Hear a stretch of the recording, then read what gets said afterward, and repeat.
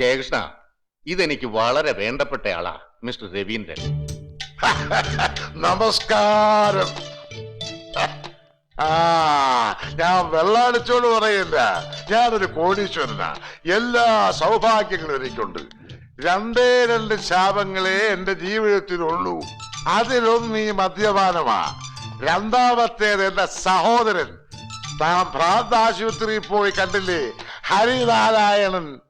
ഓ, നമ്മൾ ഇതിനു മുമ്പ് എവിടെ വെച്ചോ കണ്ടിട്ടുണ്ടല്ലോ? ഇല്ലല്ലോ. ചിലപ്പോ ഞാൻ വെള്ളം അടിച്ചോണ്ട് തോന്നുന്നതായിരിക്കും അല്ലേ? അതെ അതെ. പക്ഷേ ഇത് ഞാൻ വെള്ളം അടിച്ചോണ്ട് പറയുന്നതല്ല. ഹരിനാരായണൻ ഭ്രാന്തനാ.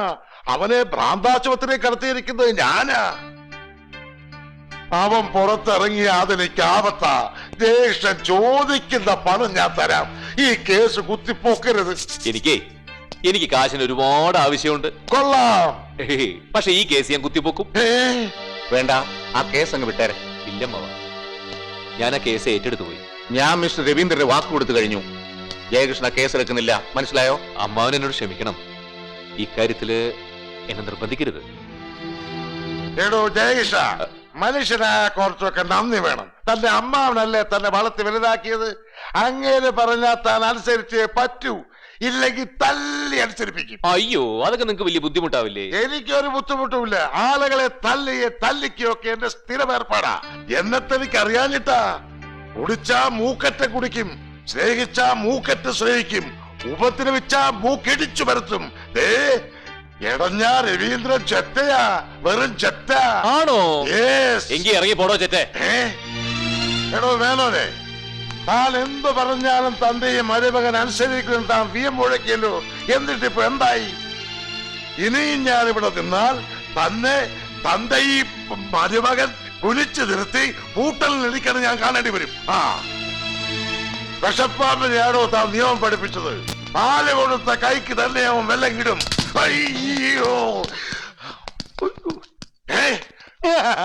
സോറി, അറിഞ്ഞോണ്ടല്ല, മനഃപൂർവ്വല്ലേ. എടാ, എന്നോട് കളിച്ചാലോട്ടല്ലോ. നിന്റെ ഈ കറുക്കലം പോലത്തെ മോന്ത് ഞാൻ ഇടിച്ചുടച്ചു കളയും. അപ്പോ മുന്നോട്ട് പോകാൻ തന്നെ തീരുമാനിച്ചു? അതെ. വാശിക്കൊള്ളാം. പക്ഷേ കോടതിയിൽ നിനക്ക് നേരിടേണ്ടി വരുന്നത് എന്റെ മകളെയാണ്, അഡ്വക്കേറ്റ് രാധികയെ. അവളുടെ മുന്നിൽ നീ തോറ്റു തുന്നം പാടും ജയകൃഷ്ണ. എനിക്ക് പേടിയൊന്നുമില്ല അമ്മ. ഞാൻ പഠിച്ചിട്ടുള്ള നിയമങ്ങളൊക്കെ തന്നെയല്ലേ അവളും പഠിച്ചിട്ടുള്ളത്. ഈ കേസിൽ നീ കോടതിയിൽ രാധികയോട് ഏറ്റുമുട്ടിയാൽ ജയിക്കണം. ജയിച്ചു വന്നാൽ അടുത്ത നിമിഷം അവളെ നിന്റെ കയ്യിൽ ഏൽപ്പിക്കും. അവളോട് നീ തോറ്റാൽ പിന്നെ രാധികയുടെ കാര്യവും പറഞ്ഞ് എന്റെ മുന്നിൽ വരരുത്. എന്താ, സമ്മതമാണോ? സമ്മതമാണ്. ഹരിനാരായണൻ തീർത്തും ഒരു മനോരോഗിയാണെന്നും ഒരു കാരണവശാലും അയാൾ പുറത്തു വരാൻ പാടില്ലെന്നും 5 വർഷങ്ങൾക്ക് മുൻപ് കോടതി വിധിച്ചിട്ടുള്ളതാണ്. ഒബ്ജക്ഷൻ യുവർ ഓണർ പറയ് സാറേ. എന്തിനെ? സാർ അതൊന്ന് പറയണത് കേൾക്കാനുള്ള കൊതി കൊണ്ടാ. ആശുപത്രിയിൽ ഇപ്പോഴും ചികിത്സയിൽ തന്നെ കഴിയുന്ന ഹരിനാരായണന്റെ മനോനിലയിൽ എന്തെങ്കിലും വ്യത്യാസമുള്ളതായി അദ്ദേഹത്തെ ചികിത്സിക്കുന്ന ഡോക്ടർ നമ്പ്യാർക്ക് തോന്നിയിട്ടില്ല. ഹരിനാരായണൻ ഇപ്പോഴും മനോരോഗി തന്നെയാണെന്ന് ഡോക്ടർ നമ്പ്യാർ സാക്ഷ്യപ്പെടുത്തിയിട്ടുമുണ്ട്.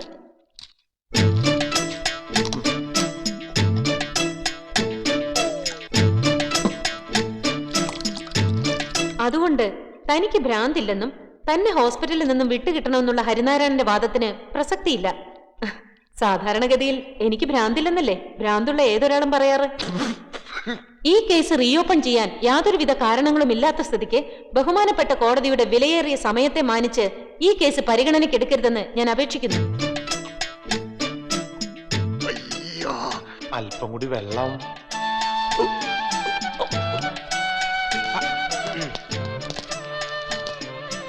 കേസ് തള്ളി പോയില്ലേ? എടാ ഉണക്കേ, മുഴുവനും തള്ളിയിട്ടില്ല. തള്ളാൻ ഒരു ഇത്തിരി കൂടി ബാക്കിയുണ്ട്. എന്താ കാണണോ? അങ്ങോട്ട് മാറിയിട്ട് കോടതിയിലൊന്ന് വാതുറക്കാൻ പോലും പറ്റാതെ മൗന നൊമ്പരങ്ങളുമായി ഒരു മിണ്ടാപ്രാണിയായി വക്കീല് കണ്ണും തള്ളി പോകുമ്പോഴാ അവന്റെ ഒരു ഒന്നങ്ങോട്ട് തന്നാണ്ടല്ലോ. No thanks. ചിലക്കഥ നടക്കടാ.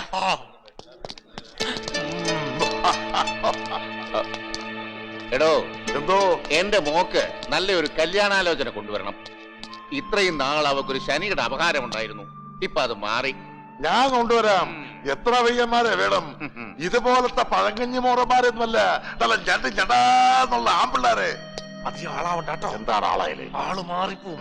പിന്നെ പെറ്റ തള്ള കണ്ടാ പോലും തിരിച്ചറിയില്ല. എന്താടാ പൊന്നപ്പ? ഏയ്, ചില പണികളൊക്കെ കൈവശം ഉണ്ടെന്ന് പറയായിരുന്നു. വക്കീൽ പണി പഠിക്കാനാണെങ്കിൽ നീ ഇവന്റെ പിന്നാലെ നടക്കണ്ട. ആ പണി എന്താണെന്ന് ഇവന് തന്നെ അറിയില്ല. നിനക്കൊരു പണി അറിയാമല്ലോ, കൽപ്പണി. അത് നീ അവന് പഠിപ്പിച്ചുകൂടെ. അതിലും അവൻ ശോഭിക്കുമെന്ന് തോന്നുന്നില്ല. ആ നാളെ രണ്ടുപേരും കൂടെ എന്റെ വീട്ടിലേക്ക് വാ. എന്റെ സെപ്റ്റി ടാങ്ക് പൊട്ടിക്കിടക്കുക, അതൊന്ന് സിമന്റ് ഇടണം. നിനക്കൊരു പണിയുമായി, ഇവനൊരു ട്രെയിനിങ്ങുമായി. വേണ്ട സാറേ, കൂൾ ഡൗൺ. ഏത് പട്ടിക്ക് ഒരു ദിവസം ഉണ്ടെന്നല്ല പറയാറ്. അതുപോലെ സാറിനുണ്ടാവും ഒരു ദിവസം. ജേട്ടനോട് ഞാൻ അപ്പോഴേ പറഞ്ഞതല്ലേ ഞാനിതൊന്ന് മാറിക്കോളാന്ന്. അപ്പൊ എന്നെ തോൽപ്പിക്കണമെന്ന് വാശിയായിരുന്നു. ഇതന്നെ ജേട്ടന്റെ കുഴപ്പം. ആവശ്യമില്ലാത്ത കാര്യങ്ങൾക്ക് വെറുതെ വാശി പിടിച്ച് ഓരോ തലയേക്കറ്റി വെക്കും. തോറ്റാ നിന്ന് കരയും ചെയ്യും. ഓഹോ, അപ്പൊ ജയിച്ചു എന്നങ്ങോട്ട് ഉറപ്പിച്ചുല്ലേ? കേസ് റിജക്ട് ചെയ്തു കരുതി അതങ്ങോട്ട് തേഞ്ഞു മാഞ്ഞു പോകുന്നില്ല. ഈ കേസ് ഞാൻ ഇനിയും കൊണ്ടുവരും. ഇതെന്റെ ഒരു വാശിയാ. എന്തിനു ചേട്ടാ നമ്മൾ തമ്മിൽ ആവശ്യമില്ലാത്തൊരു പ്രശ്നം? നമ്മൾ തമ്മിലല്ല, ഇതേ ഞാനും നിന്റെ അച്ഛനും തമ്മിലുള്ള പ്രശ്ന. കുറെ കാലായി ഞാൻ അങ്ങേരുടെ ആട്ടും തുപ്പും സഹിക്കാൻ തുടങ്ങിയിട്ട്. കാര്യം എന്നെ പഠിപ്പിച്ചതും വക്കീലാക്കിയതും ഒക്കെ അങ്ങേര് തന്നെയാ. പക്ഷെ നിങ്ങൾ ആരും ഓർക്കാത്തൊരു കാര്യമുണ്ട്. ഈ വീടും സ്വത്തുക്കളൊക്കെ എനിക്കും എന്റെ അമ്മയ്ക്കും കൂടി അവകാശപ്പെട്ടതാ. മരിക്കുന്നത് വരെ അമ്മ അത് ആവശ്യപ്പെട്ടിട്ടില്ല. നാളിതുവരെ ഞാനും അത് ആവശ്യപ്പെട്ടിട്ടില്ല. എന്നിട്ട് ഒരു വേലക്കാരന്റെ സ്ഥാനമെങ്കിലും എനിക്ക് വീട്ടിൽ തന്നിട്ടുണ്ടോ? ഒരു ദിവസം എനിക്ക് ഈ വീട്ടിൽ തല ഉയർത്തിപ്പിടിച്ച് നിൽക്കണം. അതിന് എനിക്ക് ഈ കേസ് ജയിച്ചേ പറ്റൂ. നീയും നിന്റെ അച്ഛനും പ്രതീക്ഷിക്കുന്നതിലും 10 ഇരട്ടി കരുത്തോടെ ഞാൻ ഈ കേസ് ഇനിയും പൊക്കും. അതിലും ഞാൻ തോറ്റുപോയ ഒരു പുഴുത്ത പട്ടി വലിഞ്ഞു കയറി വരുന്ന പോലെ പിന്നീട് ഞാൻ ഈ വീട്ടിലേക്ക് വരില്ല. നമ്മൾ തമ്മിൽ ഒരിക്കലും കാണുകയില്ല.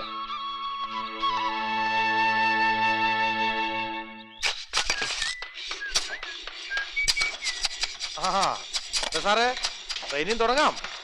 ഈ കട്ടൊന്നും അങ്ങോട്ട് പിടിച്ചേൻ. ഐശ്വര്യമായിട്ട് അവിടെ വെച്ചേൻ. ആ ഹരിനാരായണ പ്രാന്താശുപത്രി ചാടിക്കണം. ചാടിക്കണോ? എന്നിട്ട് എന്തിനാ? ഹരിനാരായണൻ വേറൊരു ഡോക്ടറുടെ നിരീക്ഷണത്തിൽ 3-4 ദിവസം കഴിയും. അവൻ ഒരു കുഴപ്പമില്ലെന്ന് ആ ഡോക്ടർ എഴുതി തരികയും ചെയ്യും. പിന്നെ നീ നോക്കിക്കോടാ, ഈ കേസ് കോടതിയിൽ ഉയർത്തെഴുന്നേൽക്കുന്നത് എങ്ങനെയാണെന്ന് ഞാൻ കാണിച്ചു തരാം. ചേട്ടൻ ഞാൻ വിചാരിച്ച പോലെ അല്ല കേട്ടോ. Thank you. മന്ദബുദ്ധിയല്ല.